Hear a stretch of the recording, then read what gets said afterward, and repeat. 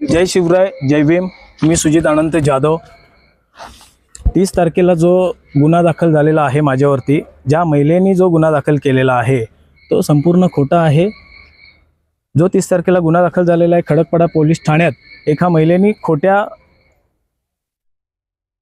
सांगण्यावरून राजकीय दबावापोटी जो काही गुन्हा नोंदवला आहे तो निंदनीय आहे आणि माझ्या त्या गुन्ह्याशी एकही काहीही संबंध नाही आहे।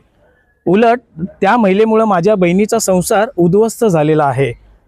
त्याबद्दल मी आपल्या प्रसार माध्यमातून सविस्तर बोलणारच आहे, परंतु त्या अगोदर मला पोलिसांनी सहकार्य करतील। तपासासमोर जे काही येईल त्याला मी सामोरे जायला तयार आहे आणि मला न्यायव्यवस्थेवरती संपूर्ण विश्वास आहे। माझ्यावरती जे काही खोटे आरोप दाखल झालेले आहेत राजकीय दबावातून, ते न्यायव्यवस्थेवरती मला विश्वास असल्यामुळे मला न्याय मिळेल आणि खडकपाडा पोलीस स्टेशन असेल किंवा अजून पोलीस प्रशासन असेल त्यांनी योग्य ती कारवाई करावी आणि मला योग्य तो न्याय द्यावा।